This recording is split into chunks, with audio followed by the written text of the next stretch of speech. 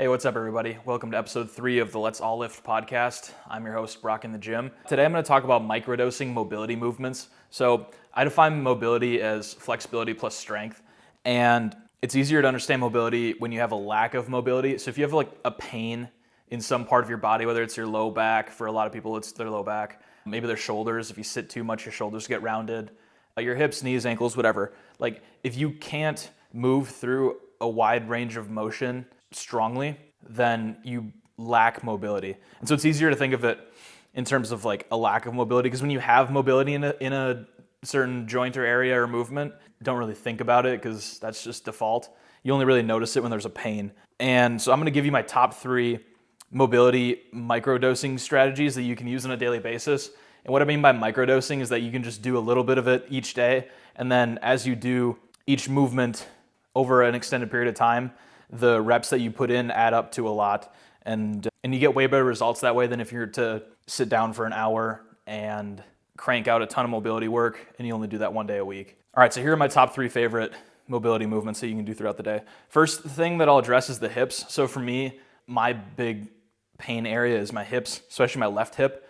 And so I do 2 things for my left hip and my hips in general. The first thing is I do a simple hip flexor stretch. So anytime I see a step or a stool or a chair or something, I'll put my foot, my right foot typically, up on that elevated surface. And then I squeeze my opposite glute, which stretches that hip flexor. And so if you want to go find a staircase, put one foot, whichever foot you want, 2 steps up, and then squeeze your opposite glute. You'll feel a stretch in that opposite hip. And that's a really great way to keep your hips loose, especially in the front. A lot of people sit most of the day for their job. And so the result of that is that your hip flexors, which are the muscles in the front of your hip, get very tight. And that can lead to a lot of back pain and hamstring tightness and a lot of other things down the line. And so microdosing with hip flexor stretches is super important. The other hip flexor stretch that I really love is called the couch stretch.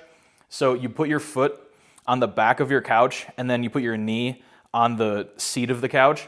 Then you can put your opposite foot on the ground, and then you squeeze that same glute, and you'll feel another hip flexor stretch. That stretch is going to be even more aggressive and advanced than the staircase hip flexor stretch that I talked about before. So I mentioned before that a lot of people sit most of the day, especially for their job or even when you're chilling at home watching TV and stuff, and your shoulders are going to get tight because your posture is putting you in this like forward shoulders rolled position. And so your pecs are going to get tight, your shoulders are going to get tight, and you need a certain way to combat that. Otherwise, your posture is just going to get continually worse and worse over time. And my favorite way to stretch that while also decompressing your spine and loosening your hips and back is by hanging on a doorway pull-up bar. You can get these for like $20, and all you have to do is put it in the doorway of your bathroom or just a hallway door. It doesn't matter what door you put it in, as long as it's somewhere that you'll see every day that you'll walk by. And all you do is you grab it and you hang. You'll feel it right away. You stretch your shoulders, your pecs.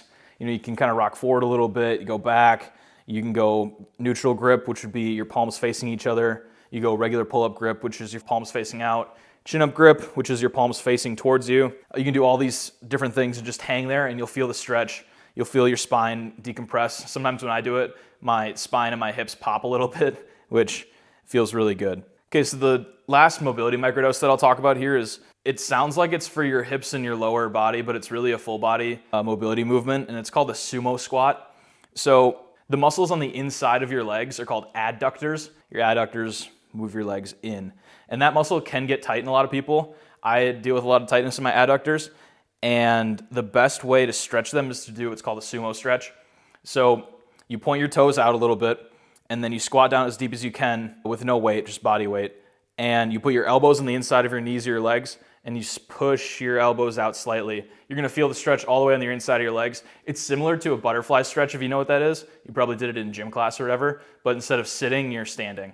And that'll really loosen up your adductors, but it'll also stretch your hamstrings a bit. It'll loosen your low back. It'll put your knees through a full range of mobility. And so even though you're targeting this one muscle, your adductors, you're going to be hitting a wide range of mobility movements all in one movement, which is why I like doing it so much, and I do that one almost every day. So hopefully you learned here that there's a lot of different movements that you can do throughout the day to help loosen your body and help you perform in the gym the next day, as well as just go through your daily life feeling better.